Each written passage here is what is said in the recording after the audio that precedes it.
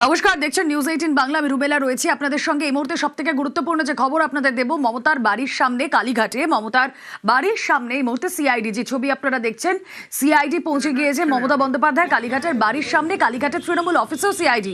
কি চলছে সেখানে? প্রচুর সিআইডি আধিকারিকরা আমরা দেখছি সেখানে রয়েছেন। কথা বলবো, প্রতিনিধি অভিজিৎ চন্দ্র রয়েছেন সঙ্গে। অভিজিৎ, রুবেলা, প্রাক্তন মুখ্যমন্ত্রী মমতা বন্দ্যোপাধ্যায়ের যে বাড়ি, একদম চিকিৎসার হরিশটাকার ডিস্ট্রিক্ট, সেই হরিশটাকার ডিস্ট্রিক্টের সামনে ঠিক পূর্ব দিকে একদম বাড়ির বিপরীতেই সর্বভারতীয় তৃণমূল কংগ্রেস তার কেন্দ্রীয় কার্যালয়, এবং সেই কার্যালয়ের সামনে এখন সিআইডি আধিকারিকরা বিশাল টিম রেখেছে এবং প্রায় 35 জনের টিম, তিনটি গাড়ি এবং তার সঙ্গে একটা বড় যে বাস, সেই বাসে করে প্রায় এখন পর্যন্ত 35 জন অনেক মহিলা গোয়েন্দা আধিকারিকরা রয়েছেন এবং তারা এই মুহূর্তে একজন পজিশন নিচ্ছেন।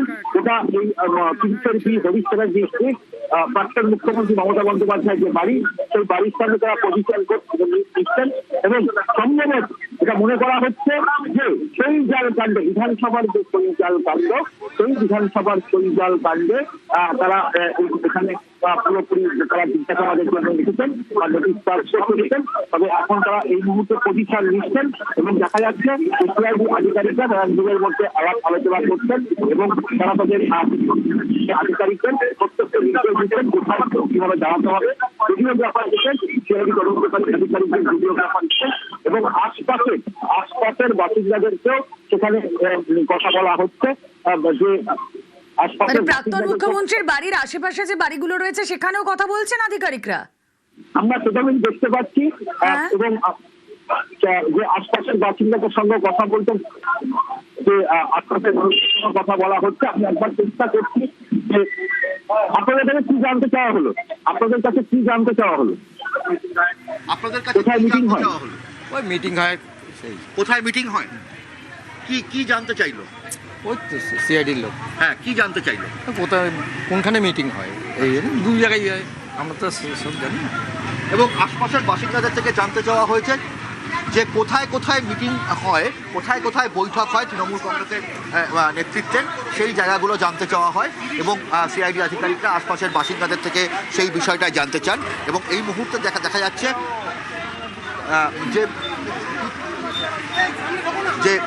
যে সিআইডি আধিকারিকরা নিজেদের মধ্যে কথা বলছেন এবং এই মুহূর্তে দেখা যাচ্ছে যে নিরাপত্তা আধিকারিকরা যারা রয়েছেন, প্রাক্তন মুখ্যমন্ত্রী মমতা বন্দ্যোপাধ্যায়ের বাড়ির যারা নিরাপত্তার দায়িত্বে রয়েছেন তাদের সঙ্গেও সিআইডি আধিকারিকরা কথা বলছেন এবং প্রয়োজনীয় বিষয় তারা জেনে নিচ্ছেন যে কোথায় কোথায় বৈঠক হতো। অর্থাৎ গত 6ই মে বিধানসভায় বিরোধী দলনেতার জন্য যে চিঠি জমা পড়ে, সেই সইজাল কাণ্ডের বৈঠকটি কোথায় হয়েছিল, সেই বৈঠক কোথায় হয়েছিল, সেই বিষয়টা সমস্ত কিছু জানার চেষ্টা করা হচ্ছে। সেই কেসের ব্যাপারে আমরা কিছু ডকুমেন্ট চেয়েছিলাম, সেটা এখনো পাইনি। সেই ডকুমেন্টটা চাওয়ার জন্য আমরা একটা সার্চ করব, বুঝতে পেরেছি?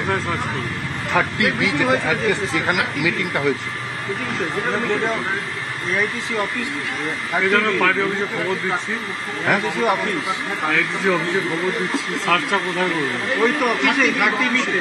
যেহেতু উনি একটা রিপ্লাই দিয়েছিলেন 30B আমাদের হরিশটাকা ডিস্ট্রিক্টে উনি অ্যাড্রেস দিয়েছিলেন, পার্টি সেন্টার অফিস, যেটা আমাদের এখন এটাও আছে, চিঠিতেও আমাদের আছে।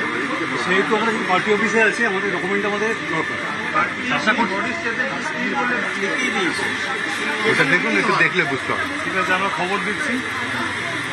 যিনি কাস্টোডিয়ান তাকে একটু তাড়াতাড়ি ডাকবেন। হ্যাঁ, বৈঠক হয়েছিল সেই জায়গাটা তল্লাশি চালাতে চাইছেন সিআইডির তদন্তকারী আধিকারিকরা। অর্থাৎ যেখানে বৈঠক হয়েছিল, যেখানে এই বিরোধী দলনেতার যে বৈঠক হয়েছিল, সেখানে কারা কারা উপস্থিত ছিল এবং কি কি ডকুমেন্টস ছিল, নথি ছিল, সেই গোটা বিষয়টাই সিআইডি আধিকারিকরা তারা জিজ্ঞাসাবাদ করার জন্যই প্রাক্তন মুখ্যমন্ত্রী মমতা বন্দ্যোপাধ্যায় 30B হরিশটাকার ডিস্ট্রিক্টে সেখানে এসেছেন। এবং তার ঠিক উল্টো দিকে কেন্দ্রীয় কার্যালয় রয়েছে সর্বভারতীয় তৃণমূল কংগ্রেসের এবং সিআইডি আধিকারিকরা প্রাক্তন মুখ্যমন্ত্রী মমতা বন্দ্যোপাধ্যায়ের নিরাপত্তার দায়িত্বে থাকা যারা রয়েছেন তাদেরকে জানিয়েছেন যে এই বিষয়ে যে তারা তল্লাশি চালাতে চান, যেখানটায় এই বিভিন্ন নথি রয়েছে, সেই নথিগুলোর জন্যই দেখার জন্যই তারা এই তল্লাশি চালাতে চান এবং সেই বিষয়টা নিয়ে তারা এই মুহূর্তে কথা বলতে এসেছেন। এবং এখন যে পরিস্থিতি বলা যেতে পারে, এখানে যে প্রত্যেকটা বিষয় তারা পুঙ্খানুপুঙ্খভাবে একদম নিয়ম মেনে তারা গোটা বিষয়টাই করতে চাইছেন এবং এই মুহূর্তে প্রাক্তন মুখ্যমন্ত্রী মমতা বন্দ্যোপাধ্যায়ের বাড়ির দায়িত্বে যে সমস্ত নিরাপত্তা আধিকারিকরা রয়েছে সেই নিরাপত্তা আধিকারিকদের সঙ্গেও তারা কথা বলেন এবং নিরাপত্তা আধিকারিকরা তারা বলছেন যে তারা দলের সঙ্গে কথা বলছেন, দলীয় নেতৃত্বের সঙ্গে কথা বলেই এই বিষয়টা তারা অনুমতি দেবেন এবং এখন সিআইডি আধিকারিকরা নিজেদের মধ্যে আবার আলাপ আলোচনা করছেন। সিআইডি তদন্তকারী আধিকারিকরা